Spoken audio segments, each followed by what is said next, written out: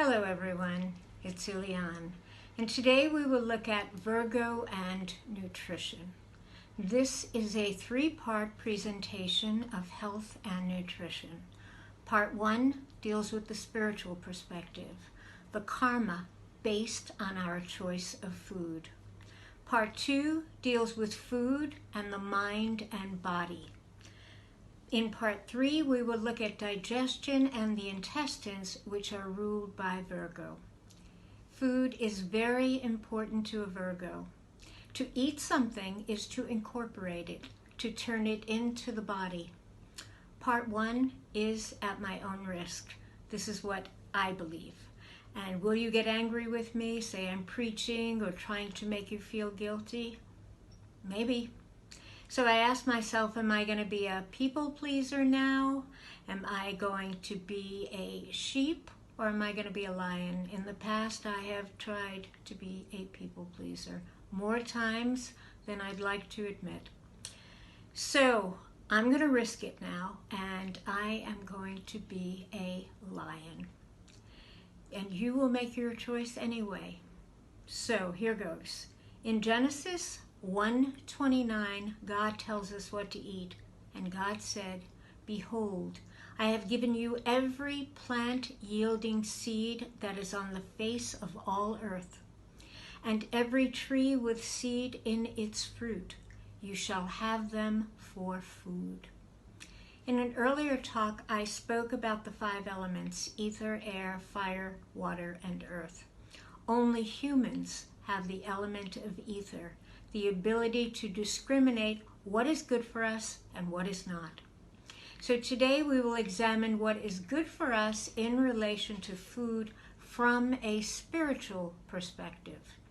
In Genesis 1:30, God continues, "And to every beast and every bird of the heavens, and to everything that creeps, everything that has the breath of life, I have given every green plant for food." And it was so. Christ said, "Love thy neighbor." All creatures are our neighbors. The surroundings in which we are living, the whole universe is our neighbor. And when you love anybody, you don't hurt them. And when we love the whole creation, we do not intentionally wound anyone or anything, nor could we find it in our hearts to have someone do it for us.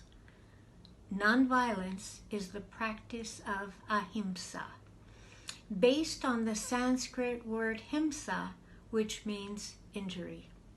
When we look at nonviolence from a karmic perspective, we see this is the right use of our discrimination.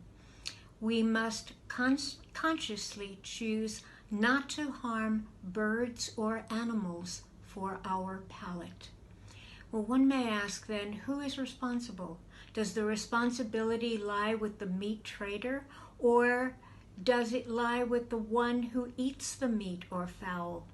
And according to the law of karma, as ye sow, so shall ye reap.